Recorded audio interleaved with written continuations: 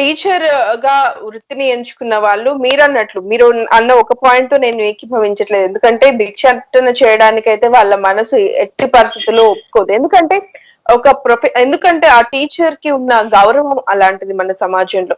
And suicide అంటారా, suicide నిజంగా ఎంతో మంది జీవితాలని నిలబెట్టేవారు టీచర్.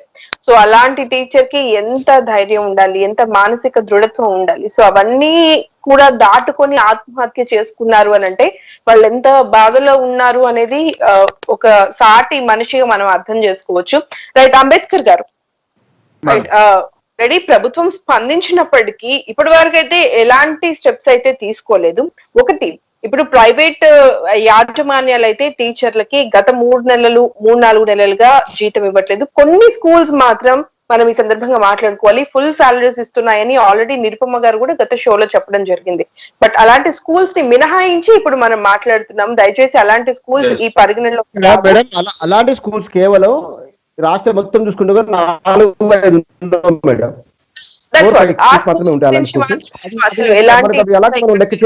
కేవలం సాలరీలు ఇవ్వని వాటి గురించి మనం మాట్లాడుతున్నాం. అలాగే ఆన్లైన్ క్లాసుల పేరుతో పేరెంట్స్ దగ్గర వసూలు చేస్తున్న ఫీజులు తీసుకొని కూడా సాలరీలు ఇవ్వని స్కూల్స్ గురించి, కాలేజెస్ గురించి మనం ఈ రోజు డిస్కస్ చేస్తున్నాం.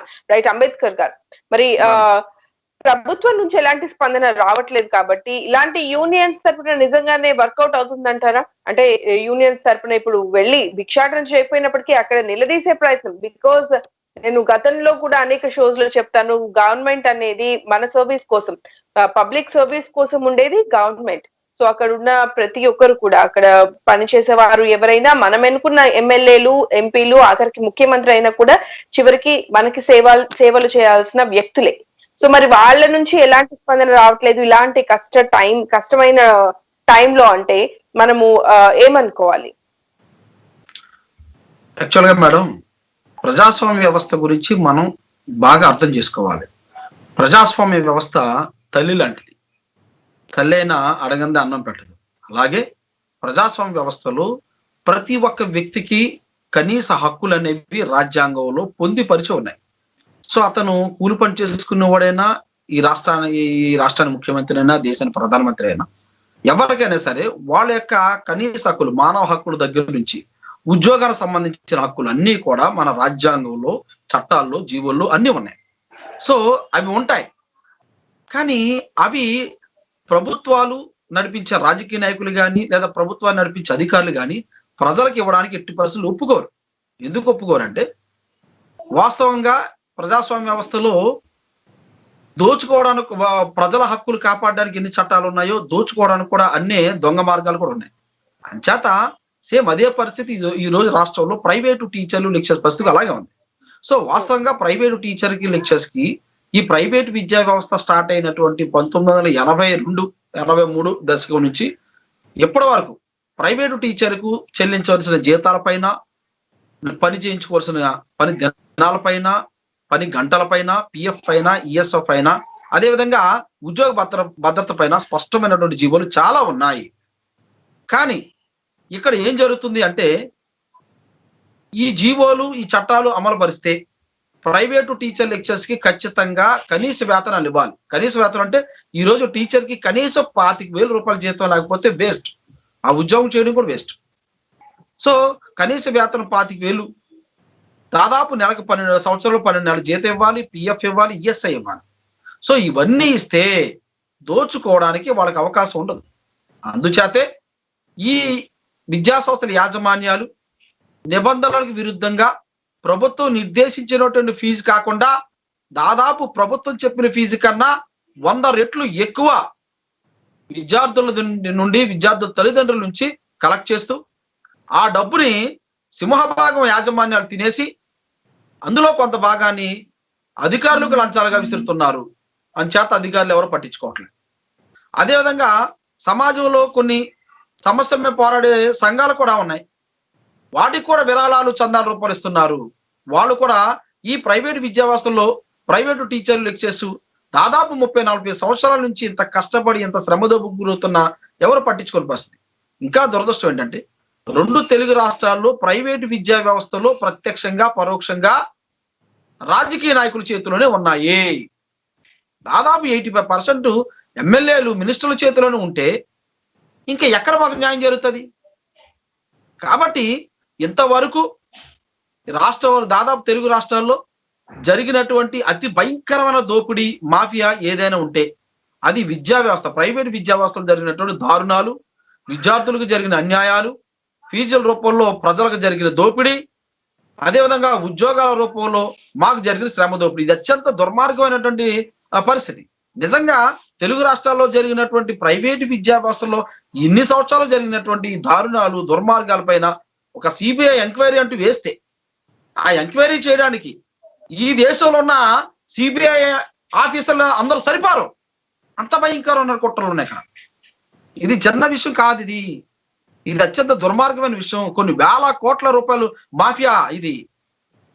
అయితే ఇక్కడ దోపిడీ అనేది ప్రజలందరికీ తెలిసినటువంటి ప్రజల భాగస్వామ్యంతో నడిచే విద్యా వ్యవస్థలో పిల్లలకు కనపడుతుంది దోపిడీ, తల్లిదండ్రులు కనపడుతుంది దోపిడీ, అందులో పనిచేస్తున్న టీచర్లుగా మాకు కనపడుతుంది. కానీ దీన్ని మార్చలేని పరిస్థితి, దీన్ని ప్రశ్నించలేని పరిస్థితిలో ప్రైవేట్ టీచర్ లెక్చర్స్ ఉన్నారు. ప్రజలకు కనపడే ఎలాంటి వ్యవస్థలోని ఎంత దోపిడీ, ఎంత అక్రమాలు జరుగుతుంటే అసలు ప్రజలు కనపడేటువంటి ఎన్నో రంగాలు ఉన్నాయి, ఎన్నో డిపార్ట్మెంట్స్ ఉన్నాయి, ఎన్నో శాఖలు ఉన్నాయి. మరి అందులో ఏం జరుగుతుంది? అక్కడ ఇంకా ఎక్కువ దోపిడీ జరుగుతుంది కదా. సో దీన్ని బట్టి మనం ఏం అర్థం చేసుకోవాలి? నిజంగా ప్రభుత్వాలు సమర్థవంతమైన పరిపాలన అందిస్తున్నాయా ప్రజలకి? నిజంగానే ట్రాన్స్పరెన్సీ ఉందా పరిపాలనలో? అంటే మా పరిస్థితి ఒక ఎగ్జాంపుల్ తీసుకుంటే ఈ రోజు నిర్దాక్షిణ్యంగా ఒక దాదాపు పోస్ట్ గ్రాడ్యుయేట్ చేసి పీజీలు డిగ్రీలు చదివి ఒక ఉపాధ్యాయుడని ఒక గౌరవమైనటువంటి వృత్తిలో ఉన్న వ్యక్తిని నిర్దాక్షిణ్యంగా దోచుకుంటున్నావే నువ్వు. ఈ రోజు రాష్ట్రంలో సుమారు 5 నెలల నుంచి జీతాలు లేవు. 5 నెలల నుంచి 99.9% స్టాఫ్ కి జీతాలు లేవు. సుమారు మా ఆంధ్రప్రదేశ్ లో 4 లక్షల మంది చిల్లర ప్రైవేట్ టీచర్ లెక్చర్స్ కి జీతాలు లేవు.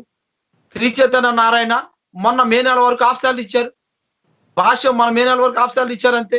అందులో హాఫ్ శాలరీలుగా 50-70% స్టాఫ్ తీసేసి ఓన్లీ 25% స్టాఫ్ నే పెట్టుకుని వాళ్ళ చేత క్యాంపెయినింగ్ చేయించుకుంటూ, ఆన్లైన్ క్లాసులు పేరు చెప్పించుకుంటూ, ఫీజు కలెక్ట్ చేయించుకుంటూ ఓన్లీ 25% మందికి మాత్రమే సగం జీతం ఇచ్చారు. అది కూడా 40%, 50%.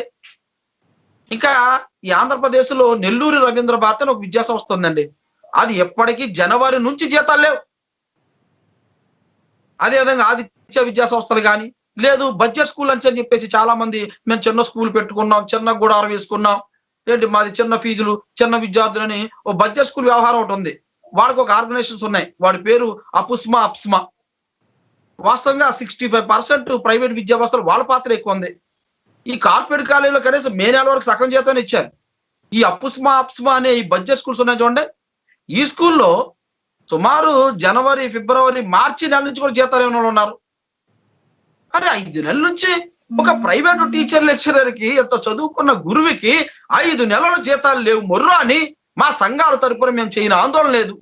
కలవని ఎమ్మెల్యే లేడు, కలవని మినిస్టర్ లేడు, కలవని డిఈఓ లేడు, కలవని కమిషనర్ లేడు, కలవని ఆర్జేడీలు లేరు. అరే 50 మంది ఎమ్మెల్యేలకి రిప్రజెంట్ చేశామండి, 10 మంది మినిస్టర్లకు ఇచ్చామండి, ఎడ్యుకేషన్ మినిస్టర్ గారు 3 సార్లు కలిసామండి, సీఎం గారు తప్ప అందరూ కలిసాం. ఒక్కడ కూడా జీతం ఇచ్చిన దాఖలా లేవు. ఇంత దుర్మార్గమా? ఇది న్యాయమా? ఈ రోజున నిజంగా 20 సంవత్సరాలు చెప్పండి మేడం, ఈ రోజు 20 సంవత్సరాలు 30 సంవత్సరాలు గవర్నమెంట్ ఉద్యోగాలు రాకపోవడానికి పాపం నాది కాదు, రాకపోవడానికి పాపం కుట్ర. గవర్నమెంట్ విద్యా వ్యవస్థ నాశనం చేస్తే ప్రైవేట్ స్కూల్స్ కాలేజీ పెట్టుకోవచ్చు, శుభ్రంగా దోచుకు తేలొచ్చు. ఇది జరిగిన కుట్ర. ఇది 20-30 సంవత్సరాలుగా తెలుగు రాష్ట్రాల్లో కుట్ర పూరితంగా గవర్నమెంట్ విద్యా వ్యవస్థ నాశనం చేశారు.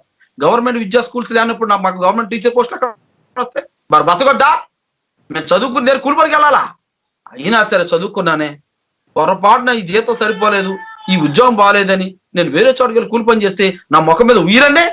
ఈ సమాజాన్ని బతకరిస్తుందా? ఎన్ని సూటిపోటు మాటలు మాట్లాడితే?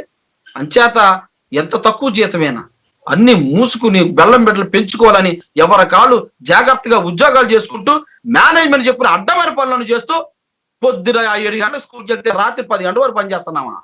ఆదివారం లేదు, సెకండ్ సాటర్డే లేదు, పండుగ సెలవు లేవు, గాంధీ జయంతి లేదు, అంబేద్కర్ జయంతి లేదు, ఏ సెలవు రోజులు కూడా లేక మీ పని చేస్తున్నామా? అరే వీధులాట తిరిగి పిల్లల్ని పోగి వేసుకొస్తున్నాం. ఫీజులు కట్టకపోతే మా పేరెంట్ దగ్గరికి వెళ్ళి ఫీజులు తెచ్చి ఇస్తున్నాం మీకు. అరే మేమే పిల్లల్ని జాయిన్ చేసి, మేమే చదువులు చెప్పి, మేమే పరీక్షలు పెట్టి, మేమే మార్కులు వేసుకుని, మేమే ఫీజులు తెచ్చుకుని అన్ని మేమే చేస్తే మీరేం చేశారయ్యా? మా కష్టాన్ని అడ్డంగా తినేశారు. తినేసి ఎకరాలు ఎకరాలు కొన్నారా? ఈ రోజున ఏ మండల హెడ్ క్వార్టర్లో చూడండి, ఏ జిల్లా హెడ్ క్వార్టర్లో చూడండి, ఎవడైనా బిల్డింగ్లు అంటే పలానా స్కూల్ మేనేజ్మెంట్, ఎవడదరా ఈ స్థలం అంటే పలానా కాలేజ్ మేనేజ్మెంట్. స్థలాలు కొన్నారు, పొలాలు కన్నారు, మేళలు కట్టారు, మిద్దులు కట్టారు, బంగారాలు కొనుక్కున్నారు, పిల్లల్ని ఫారంలో చదివించుకున్నారు. పిల్లల్ని నిజంగా పెళ్లిళ్ళు చేస్తే 5 కోట్ల, శ్రీకాకుళంలో ఒక స్కూల్ మేనేజ్మెంట్ ఉందండి, రీసెంట్ గా 5 కోట్లు పెట్టి పెళ్లి చేశారండి. కానీ 5 నెలల నుంచి స్టాఫ్ జీతాలు లేదండి. ఇలాంటి వాళ్ళు అందరంతే. చాలా దుర్మార్గం ఇది. నిజంగా మా చేతుల శక్తి లేదు, మా చేతుల అధికారం లేదు, మేము అత్యంత బలహీనులు. పెళ్ళం బిడ్డలు చదువుకున్నాం కాబట్టి పెళ్ళం బిడ్డలు పెంచుకోవడం కోసం వచ్చే తక్కువ జీతంతో బ్రతకడానికి వేరే అవకాశం లేక, ప్రశ్నించిన పరిస్థితి లేక మేము అన్ని మూసుకుని జాగ్రత్తగా మరి టీచర్ గా ఉన్నాం కాబట్టి, అరే టీచర్ గా ఉన్నాడు వీడు ఏంటి ఇలా అరుస్తున్నాడని రేపు మమ్మల్ని అంటారు. అరే టీచర్ గా ఉన్నాడు రోడ్డు మీద ఏంటి ఎంతో కేకలేస్తున్నాడని మమ్మల్ని అంటారు. అంచేత టీచర్కి అక్కడ విలువలు కావాలి. టీచర్ దోచుకోబడుతున్నాడు, టీచర్ గౌరవం లేదు, టీచర్ జీతాలు ఎగ్గొట్టేస్తున్నారు. అయినా నేను మాట్లాడుకోను. నేను టీచర్ కదా, నేను గురువుని కదా, నువ్వు తిట్టినా కొట్టినా నన్ను దోచుకున్నా సరే నేను మౌనంగానే చూడాలి. నేను రోడ్డు మీదకి వచ్చి అందరిలో గలాటా చేస్తే మరి అది పెద్ద నా వృత్తికి నేను చేసే ద్రోహం అంటున్నారు. అచ్చత మేమందరం అన్ని ఎక్కడ ఇన్ని కష్టాలు భరించి అణిగిమడి ఇంత ఉద్యోగం చేస్తూ ఈ రోజు ఆంధ్రప్రదేశ్ కాదు తెలుగు రాష్ట్రాల్లోనే దాదాపు 75% విద్యా భారాన్ని మోస్తున్నాం మేము. ఈ రోజు 2 తెలుగు రాష్ట్రాల్లో 70% పిల్లల్ని మేము చదివిస్తున్నాం, ప్రభుత్వానికి 1 రూపాయి ఖర్చు లేకుండా. ఈ రోజు ఎల్కేజీ దగ్గర నుంచి చూసుకుంటే 10th class, inter, degree, PG, engineering government నడిపిస్తుందా? ఒకవేళ ప్రైమరీ ఎడ్యుకేషన్, సెకండరీ ఎడ్యుకేషన్ వరకు దాదాపు 50% గవర్నమెంట్ ఉన్నదనుకుంటే 50% సెకండరీ ఎడ్యుకేషన్ మేమే నడిపించామే, 80% జూనియర్ ఇంటర్మీడియట్ మేమే నడిపిస్తున్నామే, 90% డిగ్రీ ప్రైవేట్ కాలేజీలే, 100% ఇంజనీరింగ్ కాలేజీలు ప్రైవేటీయే. అరే ప్రైవేట్ సెక్టర్ లో ఉండి మేము ఇంత కష్టపడి విద్యా వ్యవస్థ నడిపిస్తున్నామే. ఏ ప్రభుత్వాలు కానీ, విద్యాశాఖ అధికారులు కానీ ప్రైవేట్ కాలేజీల్లో, ప్రైవేట్ స్కూల్లో పనిచేస్తున్న టీచర్కి ఎంత జీతం ఇస్తున్నారు, ఎన్ని నెలలు ఇస్తున్నారు, వాడు పిఎఫ్ ఉందా లేదా, వాడికి ఈఎస్ఏ ఉందా లేదా, వాడికి ఉద్యోగ భద్రత ఉందా లేదా చూసే మొనగాడు లేడు ఈ రాష్ట్రంలో. ఒక అధికారి లేడు. దొంగలు అందరు కలిసి దోచు తిన్నారు. సరే మామూలు దోచు తిన్నారు, చచ్చినోడు పెళ్లికి వచ్చిందే కట్టమని ఆడిస్తే ఏదో బతుకుతున్నాం. కరోనా వచ్చిందే, ఇంకేం చేయలేని పరిస్థితే. అరే ఇంకెలా బతకాలి మేము? అప్పటికి 100 మంది కూలి పని చేస్తున్నారని చూడలేదా మీరు సోషల్ మీడియాలో? ఈ ప్రభుత్వాల చూడలేదా? విద్యాశాఖ అధికారి చూడలేదా? ఈ దుర్మార్గపు యాజమాన్యాలు కనపడతలేదా చెత్తదోలకే? అరే చచ్చిపోతున్నారే. ఈరోజు తెలుగు రాష్ట్రాల్లోనే దాదాపు 20 మంది చచ్చిపోయారు సూసైడ్ చేసుకుని. ఏం చేయమంటారు మమ్మల్ని?